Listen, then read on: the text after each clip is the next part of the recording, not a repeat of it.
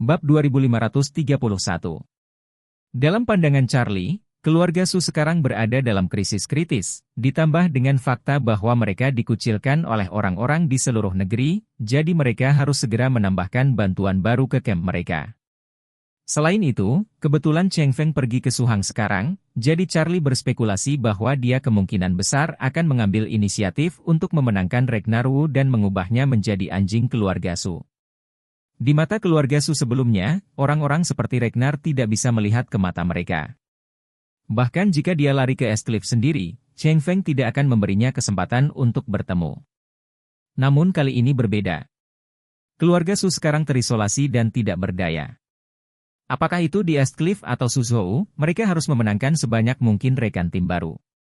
Oleh karena itu, Charlie ingin Ragnar menjadi agen yang menyamar untuk melihat apa yang ingin dilakukan Cheng Feng. Ketika Ragnar mendengar ini, dia langsung mengerti apa yang dimaksud Charlie. Namun, hatinya cukup khawatir. Charlie memintaku untuk menyamar di samping rumah Su, bukankah ini hanya mengirimku sebagai umpan meriam? Jika keluarga Su tahu, mengapa mereka tidak memperbaiki keluarga Wu saya sampai mati? Kekuatan keluarga Wu sudah jauh lebih buruk daripada keluarga Su, dan setelah kembali ke Charlie, mereka membayar banyak saham. Sekarang kekuatan keluarga hampir terbelah. Bagaimana itu bisa menahan lemparan keluarga Su? Charlie juga melihat kekhawatirannya, dan berkata dengan enteng, Ragnar, aku selalu menghargai dan menghukum untuk sesuatu, jika kamu melakukan sesuatu dengan indah kali ini, aku tidak akan pernah memperlakukanmu dengan buruk di masa depan, dan kamu dapat yakin bahwa aku di sini, Su keluarga tidak bisa melakukan apapun untuk Anda. Ragnar masih sedikit kebingungan di hatinya. Lagi pula, dia tidak tahu apa yang disebut Charlie tidak memperlakukannya dengan buruk, manfaat apa yang bisa dia berikan padanya. Dan dia tidak tahu, jika keluarga Su benar-benar harus berurusan dengannya, apakah Charlie akan mempertanyakan hidup dan mati dia. Melihat dia masih ragu-ragu, Charlie berkata dengan ringan, Ragnar, bagaimana dengan ini? Jika Anda membantu saya menyelesaikan hal ini, maka saya akan membantu Anda menyembuhkan penyakit putra Anda. Bagaimana menurut Anda? Ragnar tanpa sadar berkata, Tuan, kedua putraku, mereka, memiliki beberapa penyakit tersembunyi yang tak terkatakan, Anda benar-benar dapat menyembuhkan mereka? Wuki diberi petunjuk psikologis oleh Charlie.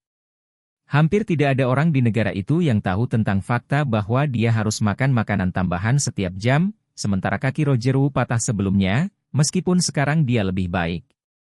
Tetapi dia menjadi orang yang lumpuh, dan dia tidak dapat pulih sepenuhnya dalam kehidupan ini. Charlie mencibir dan berkata, bagaimana kondisi putra Anda? Orvel hampir mati di tangan anak buahmu pada awalnya. Bukankah aku akhirnya menyelamatkannya? Iya. Semangat Ragnar segera terangkat. Dia tahu bahwa anak buahnya telah pergi ke Classical Mansion untuk membunuh Orvel dan ayah mertua Charlie, melihat bahwa Orvel akan mati di tangannya, tetapi Charlie menyelamatkannya dengan pil peremajaan yang luar biasa. Oleh karena itu, dia tidak bisa membantu tetapi diam-diam berpikir, jika Charlie benar-benar bersedia membantu, apakah itu kaki Roger atau penyakit tersembunyi Wuki yang harus makan makanan setiap jam, itu bisa disembuhkan. Jadi dia bertanya dengan penuh semangat, Guru, apakah Anda sungguh-sungguh bersungguh-sungguh? Charlie mengangguk dan tersenyum, tentu saja. Ragnar buru-buru berkata, anak laki-laki tertua saya, dia pincang, dan masalah mental anak bungsu kembali bermasalah. Bisakah kamu menyembuhkannya? Bab 2532. Pada saat ini, Roger, yang berdiri di sampingnya dan tidak berani berbicara, tidak bisa menahan kegembiraan. Charlie tersenyum dan berkata, tidak ada obat yang tidak mungkin disembuhkan, tapi saya harus mengutamakannya. Jika Anda membantu saya melakukan ini dengan baik, saya dapat membantu Anda menyembuhkan salah satu masalah dengan kedua putra Anda. Begitu kata-kata ini keluar, ekspresi Ragnar sedikit kecewa, dan dia berpikir, hanya satu yang bisa disembuhkan? Charlie, orang ini menjelaskan bahwa dia ingin menggantungku dengan putra-putranya. Namun, lebih baik menyembuhkan seseorang daripada tidak menyembuhkan sama sekali. Dia benar-benar merasa kasihan pada putra kecilnya. Jika dia memiliki kesempatan untuk menyembuhkan penyakitnya, itu benar-benar akan menggantikan penyesalannya yang sangat besar. Jadi dia segera setuju dan berkata, Anda dapat yakin, Tuan Wade, saya akan berusaha sekuat tenaga untuk menyelesaikan tugas yang Anda percayakan kepada saya. Charlie tersenyum sedikit, melihat waktu, dan berkata, "Oke, kalian berdua harus segera kembali. Setelah keluarga Su menemukanmu, beritahu aku secepat mungkin." Ragnar buru-buru berkata, "Oke, Tuan Wade." Charlie memandang Ishak dan memerintahkan, "Pak Tua, singkirkan para tamu." Ishak segera menunjuk ke pintu, memberi isyarat mohon, dan tersenyum, "Mru, kumohon." Ragnar buru-buru berkata kepada Charlie dengan hormat, "Tuan Muda Wade, kalau begitu aku akan kembali sekarang." Bagaimanapun, dia membawa Roger dan dengan hati-hati keluar dari kamar. Ishak mengirim ayah dan anak ke landasan di atap gedung. Setelah ayah dan putranya naik ke pesawat, Roger buru-buru berkata, "Ayah, jika masalah ini selesai, kamu harus membiarkan Charlie menyembuhkan kakiku."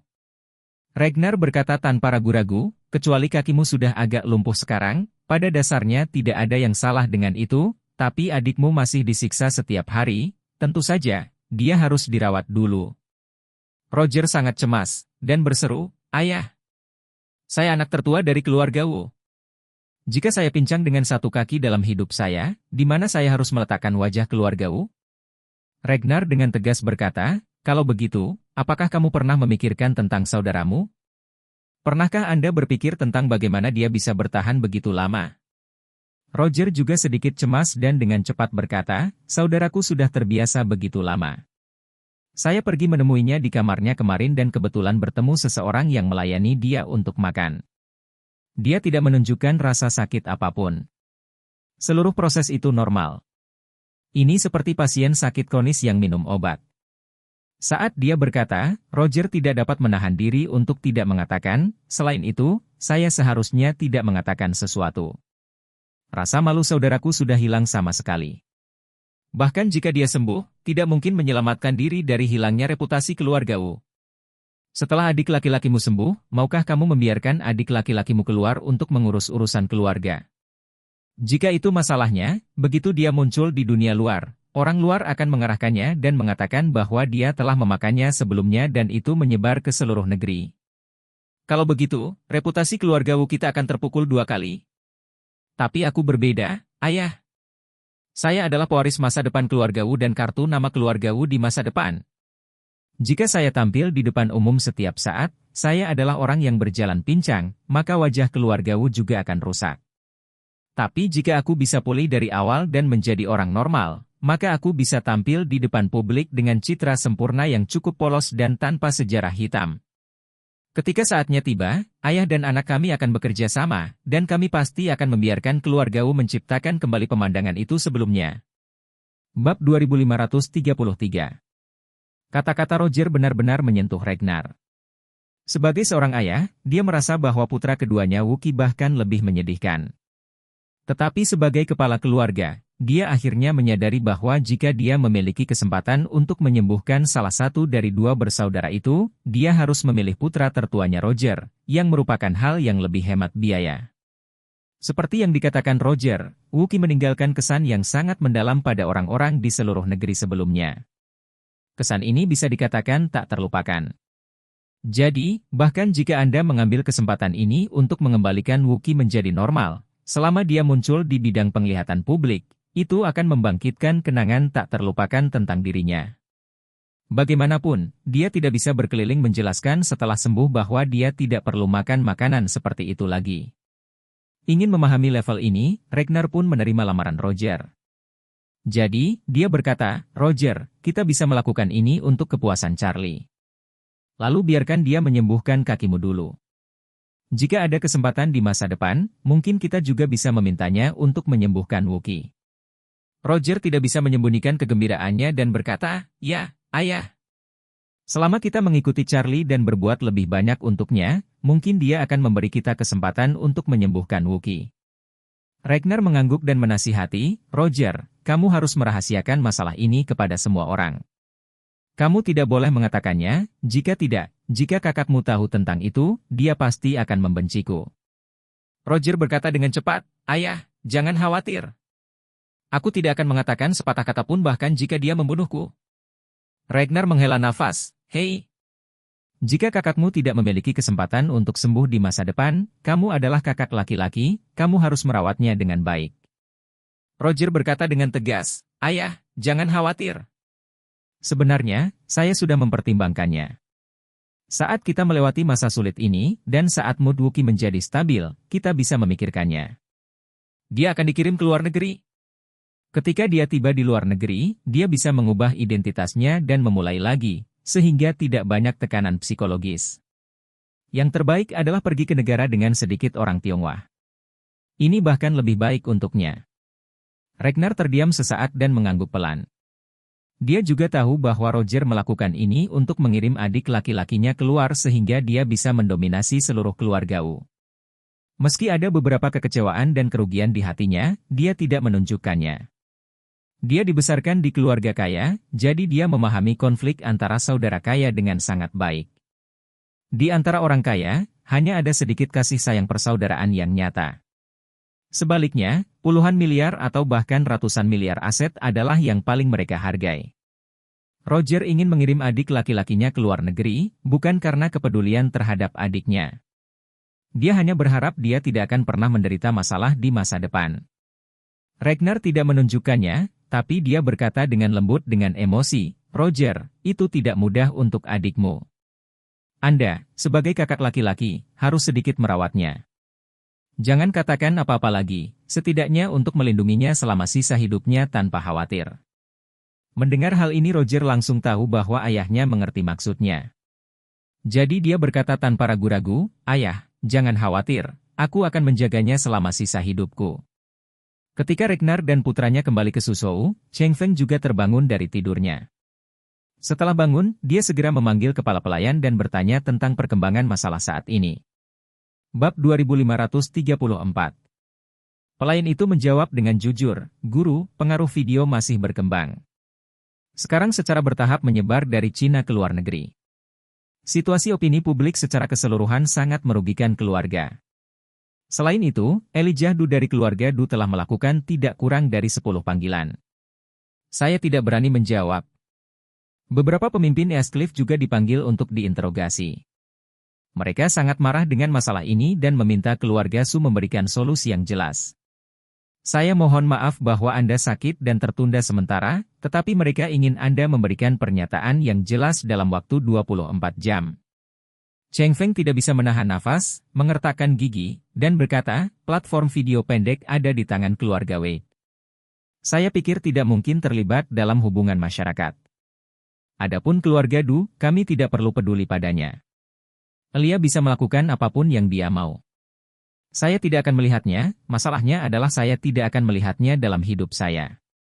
Kepala pelayan itu buru-buru bertanya, "Tuan, pemimpin itu." Cheng Feng menghela nafas, "Inilah yang paling aku khawatirkan. Shred itu sebenarnya mengikat bahan peledak untuk disandera. Dampak dari hal semacam ini sangat buruk. Sekarang semuanya terungkap. Saya harus membawa panci." Saat dia berkata, Cheng Feng menenangkan diri dan berkata, "Anda memberikan tanggapan saya kepada para pemimpin, mengatakan bahwa saya sedang memulihkan diri dari penyakit di luar negeri, dan ketika tubuh saya sedikit membaik, saya akan segera mendatangi mereka dan meminta maaf kepada mereka." "Baiklah Tuan." Cheng Feng menggosok pelipisnya, dan bertanya sedikit dengan lemah, "Ngomong-ngomong, keluarga mana yang memiliki kekuatan keseluruhan terkuat di Suhang?" Pelayan itu berkata dengan serius, "Keluarga Wu seharusnya menjadi yang terkuat, tetapi banyak hal terjadi pada mereka beberapa waktu lalu, dan kekuatan mereka hilang hampir setengahnya. Mereka awalnya adalah keluarga pertama di selatan, tapi sekarang mereka tidak lagi berada di 3 besar." Cheng Feng mengangguk dan berkata, "Keluarga Su telah berfokus pada pasar luar negeri selama beberapa tahun terakhir, dan belum membajak pasar domestik secara mendalam. Sekarang adalah waktu untuk segera mendapatkan kembali pasar domestik dan sumber daya jaringan, dan saya mungkin ingin tinggal di Suzhou untuk waktu yang lama, akan lebih mudah untuk berkenalan dengan keluarga besar setempat. Lebih baik menggunakan keluarga Wu ini untuk penggunaan kita sendiri." Dengan itu, dia bertanya, "Ngomong-ngomong, kapan ZTNN akan mendarat?" Kepala pelayan memeriksa waktu dan berkata, "Tuan harus mendarat sekitar pukul 2 atau 3 sore." Cheng Feng bersenandung, dan berkata, "Dengan cara ini, kamu akan bertemu dengan keluarga Wu atas nama saya, dan memberitahu mereka bahwa keluarga Su ingin mengundang mereka untuk makan malam di malam hari, tapi jangan mengungkapkan identitas saya. Jangan biarkan orang tahu bahwa saya di Suzhou, apakah Anda mengerti? Pengurus rumah tangga segera mengangguk dan berkata, mengerti, Tuan. Aku akan menghubungi keluarga Wu. Pada saat yang sama, ZTNN terbang di atas Pasifik Barat dengan jet pribadi. Meskipun dia tidak menutup matanya dalam semalam, dia sedikit bersemangat. Dan si Fei, terbaring di mobilnya dalam suasana hati yang rumit, memiliki 3 gambar yang terus berputar dalam pikirannya. Gambar pertama adalah Leona, ibunya dalam kecelakaan mobil. Gambar kedua adalah adik perempuan Xiu yang juga mengalami kecelakaan mobil. Gambar ketiga adalah diri setelah menjadi kepala keluarga Su. Awalnya, ketiga gambar ini adalah satu demi satu, dan satu demi satu, mereka dianggap serasi. Namun, seiring berjalannya waktu, 2 gambar pertama secara bertahap menjadi sedikit tipis, dan gambar ketiga mulai menempati posisi utama. Setelah berbicara di telepon dengan ayahnya ZTNN, Zifei menemukan bahwa posisi Su Family Patriarch dan kekayaan besar yang dapat dikendalikan oleh posisi ini, merupakan godaan yang terlalu kuat baginya. Dengan lambaian tangan, dia bisa memerintah keluarga super dengan aset lebih dari 1 triliun. Perasaan menunjuk negara ini hanyalah kekuatan tertinggi yang diinginkan semua pengusaha. Dia menganalisis situasi saat ini dengan hati-hati, dan dia tidak bisa menahan perasaan lebih bersemangat, karena dia merasakan di dalam hatinya, paman kedua telah menghilang, dan reputasi kakek benar-benar bau di jalan. Dengan cara ini, kemungkinan ayah mewarisi keluarga Su jauh lebih besar. Ayahku hanya memiliki 1 anak laki-laki, yang berarti peluangku untuk menjadi Su Family Patriarch di masa depan jauh lebih besar. Bab 2535. Untuk memenangkan Ragnar Wu, Tuan Isat Feng Su meminta pengurus rumah tangganya untuk langsung mengambil hadiah untuk mengunjungi rumah Wu. Kepala pelayan dari keluarga Su memiliki kualifikasi dan status yang sama dengan Leon, dan bahkan lebih buruk. Selain itu, kepala pelayan tidak hanya mewakili dirinya sendiri tetapi juga kepala keluarga, Cheng Feng. Karena itu, biarkan pengurus mengunjungi Wu secara langsung. Ini pasti memberi wajah keluarga Wu. Cheng Feng sangat mementingkan kemenangan atas keluarga Wu, jadi dia meminta kepala pelayannya untuk mengunjunginya atas namanya. Cheng Feng juga tahu betul bahwa dia telah menjadi tikus yang menyeberang jalan sekarang, dan mustahil baginya untuk kembali ke East Cliff dalam waktu singkat. Jadi dia harus bersiap tinggal di Suzhou untuk waktu yang lama. Insiden ini memberinya perasaan bahwa itu adalah periode sejarah ketika pasukan Inggris dan Prancis menginvasi East Cliff pada tahun 1860 dan Kaisar Qing Xianfeng buru-buru melarikan diri ke Rehe. Ketika pasukan Inggris dan Prancis menyerbu East Cliff, Kaisar Xianfeng melarikan diri dengan panik seperti dia. Namun, nasib Kaisar agak menyedihkan. Dia menunggu dengan keras selama setahun di Rehe dan tidak memiliki kesempatan untuk kembali ke ibu kota. Akibatnya, dia meninggal di tahun kedua setelah kabur ke Rehe. Dia baru berusia 31 tahun. Agar tidak mengulangi yang terakhir dari Xianfeng, Cheng Feng telah membuat rencana komprehensif untuk dirinya sendiri sejak dia melarikan diri dari East Cliff. Ketika dia datang ke Suzhou, dia ingin diam-diam membangun pijakan di sini. Dia tidak hanya akan membawa semua keluarga lokal terbaik di Suzhou, tetapi juga dengan cepat memindahkan industri keluarga Su di seluruh negeri ke Suzhou untuk mengkonsolidasikan kehadiran keluarga tersebut di Suzhou. Dia ingin menjadikan kota ini sebagai base camp kedua dari keluarga Su. Selain itu, dia juga ingin menggendong putra sulungnya ZTNN Su lagi dan membiarkannya menjabat sebagai penjabat ketua seluruh Su Group. Begitu ZTNN menjadi ketua sementara dewan, itu berarti dia telah secara resmi ditetapkan sebagai pangeran dari keluarga Su. Ini tidak hanya akan memungkinkan ZTNN untuk mematuhinya dengan jujur tetapi juga mengurangi perhatian dunia luar padanya sampai batas tertentu. Apa yang dia pikirkan adalah menarik ZTNN, membiarkannya menjadi bonekanya sendiri, dan menunjukkan wajahnya di depan umum, sementara dia bersembunyi di Suhang untuk mendengarkan politik, untuk memastikan bahwa kekuatannya tidak akan dilemahkan oleh ZTNN. Seluruh keluarga Su telah berada di tangan Cheng Feng selama bertahun-tahun. Baik itu saham grup, hak suara dan hak veto dewan direksi, dan hak pengelolaan dana perwalian keluarga, semuanya ada di tangan Cheng Feng sendiri. Oleh karena itu, selama dia tidak mengalihkan hak-hak ini, meskipun ZTNN duduk di posisi penjabat ketua, dia tidak dapat memiliki kekuatan nyata, apalagi mengambil kesempatan ini untuk mencari perampasan. Selain itu, Cheng Feng sangat luar biasa. Dia sudah membuat surat wasiat.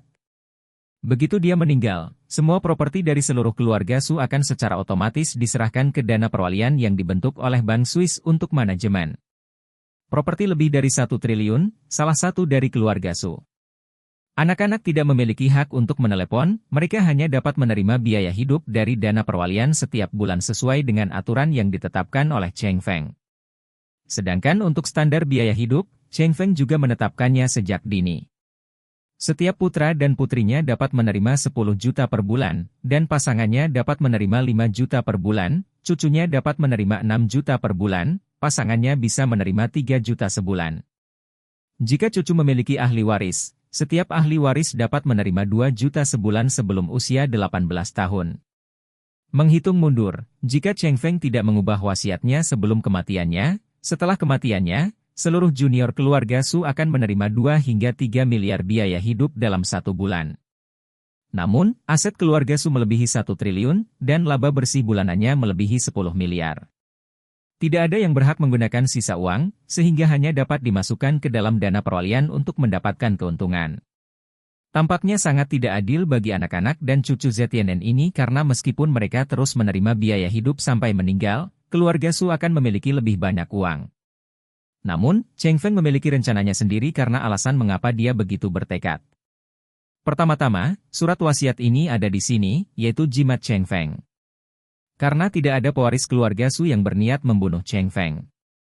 Alasannya adalah begitu Cheng Feng mati, mereka tidak hanya tidak akan dapat mewarisi posisi patriark, tetapi pendapatan mereka akan sangat berkurang.